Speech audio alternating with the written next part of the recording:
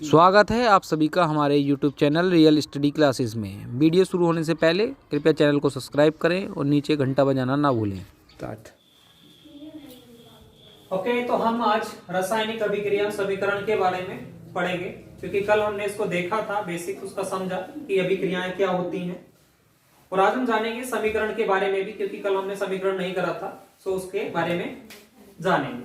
ठीक है, तो सबसे पहले मैं यहाँ पे एग्जांपल ले लेता हूं, सो आपका रिवाइज हो जाएगा कल वाला। फॉर एग्जांपल, जैसे कि अगर मैं H2 की क्रिया कराता हूं ऑक्सीजन से, किससे कराऊं? ऑक्सीजन से। ठीक है, तो आप लोग क्या करोगे? तो कुछ लोग बना देते हैं H2O2, इस तरीके से बनाने की कोशिश करेंगे, कुछ और कुछ बनाएंगे। सो हम इसको बेसिक समझेंगे कि क्या हमको करना है। ठीक है, अगर हमारा बेसिक समझ में आ जाएगा तो फिर हमें समीकरण बनाने में कोई दिक्कत नहीं रहती, क्योंकि बच्चे करते हैं फिर रटने का काम, सो रटने से हमारा काम नहीं चलेगा आगे जाके। सो देखो, आपको बेसिक पता होना चाहिए कि उसका परमाणु क्रमांक आपको पता हो। क्या पता हो? परमाणु क्रमांक आपको पता हो। ठीक है, जिसको कहते हैं एटॉमिक नंबर। तो यहां पे देखें, हाइड्रोजन का जो एटॉमिक नंबर रहता है वो होता है 1। कितना होता है? 1। इसी तरीके से ऑक्सीजन का जो एटॉमिक नंबर होता है वो कितना होता है? 8 होता है। कितना होता है? 8। और कल हमने देखा था कि भाई इनको अपना अष्टक कोण करना पड़ता है। क्या करना पड़ता है? अष्टक कोण करना पड़ता है। सो देखो, जैसे कि अब इसका जितना परमाणु क्रमांक होता है, इसमें इतने ही क्या होते हैं? इलेक्ट्रॉन होते हैं। इतने ही क्या होंगे? प्रोटॉन होंगे। ठीक है, तो इसमें एक ही इलेक्ट्रॉन होगा और एक ही क्या होगा? प्रोटॉन। तो इलेक्ट्रॉन पे माइनस चार्ज होता है, प्रोटॉन पे प्लस चार्ज होता है। ठीक है, इलेक्ट्रॉन पे माइनस और प्लस पर, प्रोटॉन पर प्लस चार्ज होता है। ओके, इसी तरीके से हम ऑक्सीजन को देखें तो ऑक्सीजन में जो इलेक्ट्रॉनों की संख्या होगी वो भी कितनी होगी? 8 होगी, लेकिन वो निगेटिव चार्ज रहेगा। और प्रोटॉन पे कौन सा चार्ज रहेगा आपका? प्लस चार्ज रहेगा। क्या रहेगा? प्लस चार्ज रहेगा। और कल हमने देखा था इस चीज को कि भैया इन्हें अपना अष्टक कोण करना पड़ता है। ठीक है, क्योंकि इनके पहले नाभिक में जो इलेक्ट्रॉन आते हैं वो कितने आते हैं? 2 आते हैं, और दूसरा में कितना होता है? 8 होते हैं। तो अब अगर इसको देखें तो पहले में इसके 2 आ जाएंगे, दूसरे में कितने बचे? 6। अब इसको कितने इलेक्ट्रॉन और चाहिए? तो इसको 2 और चाहिए होंगे। कितने चाहिए? 2। अगर इसको 2 इलेक्ट्रॉन मिल जाएंगे तो कितने हो गए इस पे माइनस के? 10। और आपके पास प्रोटॉन कितने रहे? तो प्रोटॉन रहेंगे वही प्लस के 8। तो मतलब ये संख्या इससे कितनी ज्यादा है भाई? देखा जाए तो फिर इस पे माइनस का 2, मतलब ये कितने ज्यादा है इससे? माइनस का 2। तो इस वजह से इस पर रहता है माइनस का 2 चार्ज। क्या रहेगा? माइनस का 2 चार्ज रहेगा। वही अगर हम इसका देखें, इसका देखो तो इसके पहले ही कक्ष में, पहले ही नाभिक में कितना इलेक्ट्रॉन रहेगा? 1। दूसरा इसका नाभिक क्या होता है? कमजोर होता है। तो अपने नाभिक को ये पूरा नहीं करता, बल्कि दूसरे से क्या कर लेता है? कॉम्प्रोमाइज कर लेगा। तो दूसरे को दे देता है। क्या करेगा? दे देगा। तो इलेक्ट्रॉन जैसे ही ये देगा अपना 1, तो इसके पास क्या रह जाएगा? प्रोटॉन प्लस का 1। तो इस पे काय का चार्ज आ जाएगा? प्लस का 1 चार्ज आ जाएगा। ओके, इसका ये वाला 2 चला जाता है यहां पर, और इसका 1 कहां आ जाता है? इसके यहां पर आ जाता है। सो क्या बन जाएगा भैया आपका बेसिक? अब देखो यहां पर, तो यहां पे बनेगा H पर इसका ये 2 चला गया तो आ जाता है H2, और O पे आ जाएगा 1, 1 को लिखा नहीं जाता, सो बन गया H2O। क्या बन गया? H2O। आपका जल बन गया। क्या बन गया? जल। अब देखो यहां पर थोड़ा सा, अब हम थोड़ा समीकरण को संतुलित करेंगे। किसे करेंगे? समीकरण को संतुलित करेंगे। सबसे पहले हम जान लें कि समीकरण होता क्या है। समीकरण होता क्या है? तो ये भैया कॉन्सेप्ट जो है, ये कॉन्सेप्ट लिया गया है केमिस्ट्री में मैथ से। कहां लिया गया है? मैथ से लिया गया है, गणित से ये लिया गया है। फॉर एग्जाम्पल मैं नंबर से मानता हूं, अगर आपको एक्स वाई में किसी को दिक्कत रहता है, क्योंकि 8 साइड से भी रहते हैं तो दिक्कत रहता है। मान लो यहाँ पे अगर 2 है प्लस 3 मैंने माना इक्वल टू कितना होगा? 5 होगा। या तो आप इसको ऐसे लिख लो या वैसे लिख लो। ओके, कुछ पर्सन इसको x प्लस बाई इस तरीके से रहते हैं, आपने देखा होगा समीकरण। तो समीकरण में है क्या कि ये x प्लस बाई इक्वल कितने बैठेंगे? ये 5 होंगे। सेम थिंग यहां पर भी यही है मेरी, कि भैया 2 और 3 कितने होंगे? 5। मतलब एक समीकरण में आता है कि जितना मैंने इधर लिखा है इतना ही मेरा क्या होना चाहिए? उत्पाद इधर होना चाहिए। क्योंकि भाई हम लेबोरेटरी में काम नहीं कर रहे, हमें पेपर पर दिखाना पड़ता है, जबकि ऐसा होता नहीं है, पेपर पे कुछ अलग ही रहता है उसका लेबोरेटरी का काम। ठीक है, तो हमें क्या करने पड़ते हैं, जो हमारे तत्व हैं, कंपोनेंट हैं, वो बरोबर करके दिखाने पड़ते हैं। अभिक्रिया में जो भाग लेते हैं तो उनको इक्वल करने के लिए हम क्या करेंगे, नंबर का यूज करते हैं। इन पे किसका यूज करते हैं, नंबर लगाने का काम करेंगे। अब नंबर लगाने का काम जो करोगे आप, तो यहां पर मत कर दो ना, कभी आप स्क्वायर में कर दो, या कुछ लोग यहां पर कर देते हैं, ऐसा मत करना आप। ठीक है, तो आपको जब भी मल्टीप्लाई करना होगा, आप कहां लगाएंगे नंबर, यहां पर लगाएंगे। तो सबसे पहले आप देखो, ऑक्सीजन हमारे कितने यहां पर 2, और यहां पर कितने हमारे पास 1 है, तो हम क्या कर दें, इसको यहां पर 2 से गुणा कर देंगे, यहां पे मत लगाना वरना गलत हो जाएगा। ठीक है, अब हमारे पास हाइड्रोजन कितने हैं, 2 दूनी 4, और हाइड्रोजन हमारे पास यहां कितने हैं, तो केवल 2, तो हम क्या करेंगे, यहां भी 2 से मल्टीप्लाई कर देंगे, तो हमारा समीकरण क्या हो गया, ये संतुलित हो गया। क्या हो गया, संतुलित हो गया। ऐसी समीकरण को कहा जाता है संतुलित करना।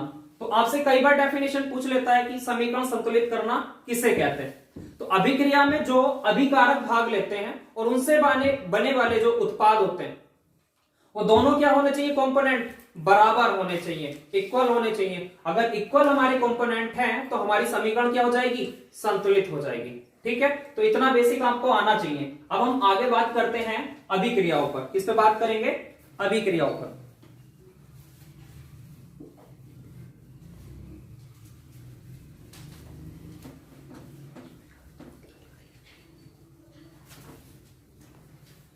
तो अभिक्रियाओं को देखते हैं हम बेसिक।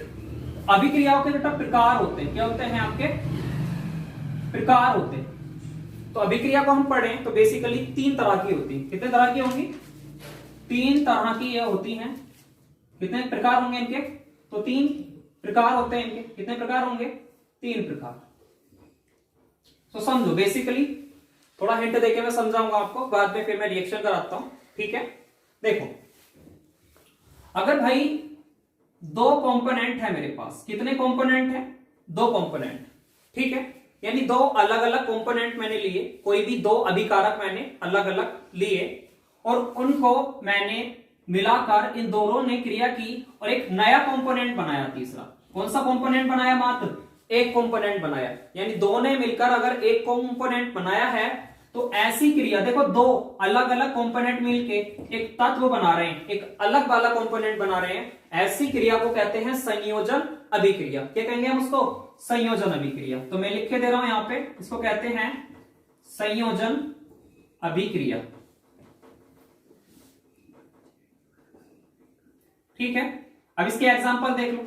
एग्जांपल काफी सारे आपको मिल जाएंगे, काफी सारे हैं, आपके बुक में भी काफी सारे हैं, तो बेसिक समझ लो बस। जैसे अगर मैं हाइड्रोजन की क्रिया, किसकी, हाइड्रोजन की क्रिया कराता हूं किससे, क्लोरीन से। किससे कराऊं, क्लोरीन से कराता हूं।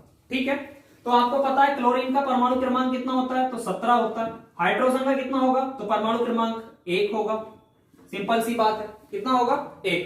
तो इसके पहले में कितने होंगे, 2, दूसरे में कितने रहे, 8, तीसरे में कितने हो जाएंगे भैया, 7। तो इसको कितने की आवश्यकता है, 1 की आवश्यकता है। कितने की आवश्यकता है, 1 की। अब चूंकि इसके में देखो, तो इसको भैया इसमें 1 ही रहता है, तो इसका पहले नाभिक कमजोर है, तो एक को क्या करेगा, दान करेगा, और इसको 1 चाहिए और ये 1 दान करेगा। तो जो दान करता है, मैंने अभी पहले समझाया, उस पर रहता है +1 चार्ज। क्या रहेगा, जितने वो दान करेगा उस पर उतना चार्ज लगा रहता है। अब चूंकि इसको 1 चाहिए, तो इस पर रहेगा 1 चार्ज, वो भी काहे का, माइनस का। काहे का रहेगा, माइनस का रहेगा। अब जैसे ही इस पे माइनस का रहेगा, तो इसका 1 इसके नीचे चला जाएगा, इसका 1 इसके नीचे चला जाएगा।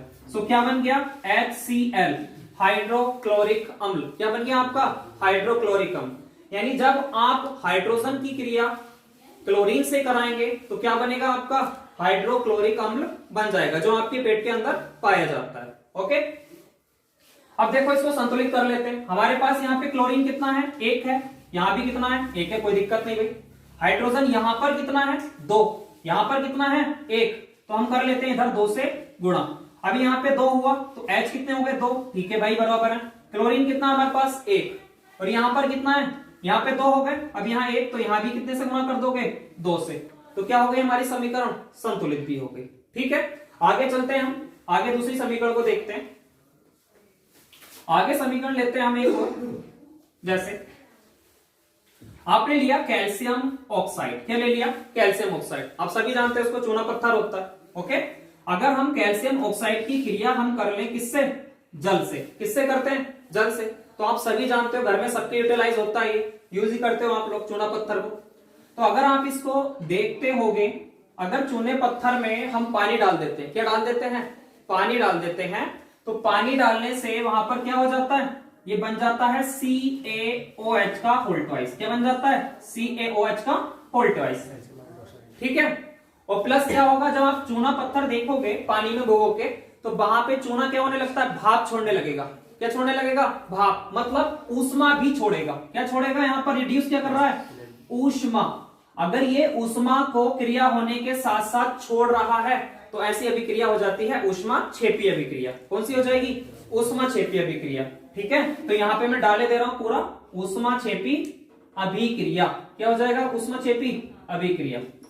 ठीक है भैया, आगे हम बात करें, एक एग्जांपल और ले लेते हैं। जैसे कि आप देखो, अगर कार्बन है आपके पास, क्या है? कार्बन लो। ठीक है, अगर कार्बन आपके पास है, देखो कार्बन के रूप में कोयला भी रहता है, लकड़ी भी रहता है। आप जो भी चीज यूटिलाइज कर रहे हो कार्बन है सब जलाने के लिए। अगर कार्बन को खुले में जलाया जाए, कहां जलाया जाए? खुले में जलाया जाए। ठीक है, तो ऐसी अभिक्रिया में क्या होगा, ये कार्बन O2 से क्रिया कर लेगा, तो क्या बनाता है? CO2। क्या बनाएगा? CO2, carbon die oxide gas. और इसके साथ में क्या करता है? एनर्जी को भी रिलीज करेगा, मतलब ऊष्मा को क्या करेगा? रिलीज करेगा, छोड़ेगा। तो ये अभिक्रिया भी कैसी होती है? ऊष्मा क्षेपी अभिक्रिया। कौन सी हो जाएगी ये? ऊष्मा क्षेपी अभिक्रिया। क्लियर है? दूसरा देखो, काफी सारे एग्जांपल आपको इसमें मिल जाएंगे। जैसे कि और ले लीजिए, आप कार्बन का हो जाएगा। ठीक है, आप ले लो Na+Cl को। किसको ले लो? NaCl को ले लो। संयोजी अभिक्रिया में, मतलब सोडियम की क्रिया आप किससे करा लो? क्लोरीन से करा लो। ठीक है, अगर आप इसकी क्रिया इससे कराएंगे, तो आपको पता है Na के ऊपर, Na का कितना होता है? 11, क्लोरीन का 17। अब इस पे भी क्या रहता है? इस पे प्लस वन चार्ज रहता है, इस पे माइनस का वन रहता है। अब वन वन लिखा नहीं जाएगा, तो क्या बन जाएगा आपका? NaCl। क्या बन गया आपका? ये नमक, सोडियम क्लोराइड, जो आप घर पे यूटिलाइज करते हैं। ओके, तो ये आपका हो जाएगा कौन सी अभिक्रिया? संयोजी अभिक्रिया। आई होप आपको समझ में आ गया होगा। ठीक है, तो आगे हम देखते हैं।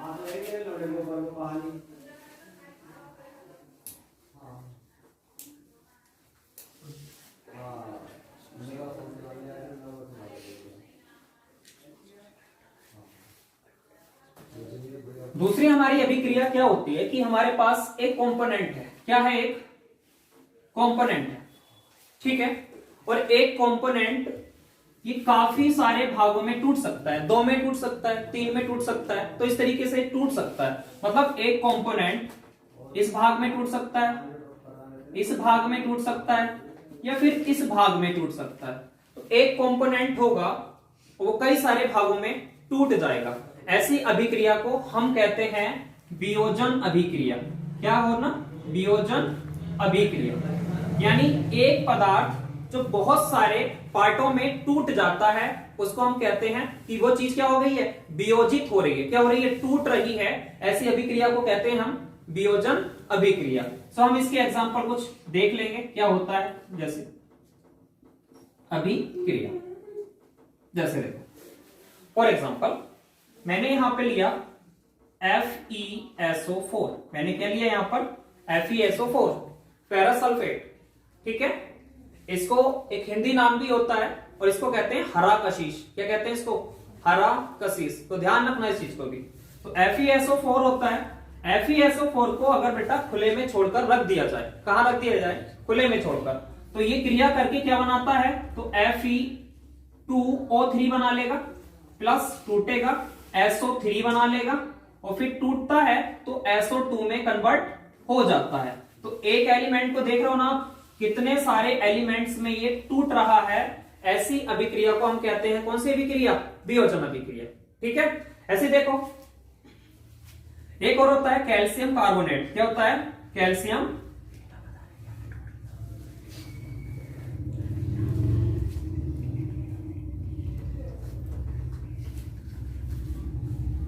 ठीक है, कैल्शियम कार्बोनेट। ठीक है,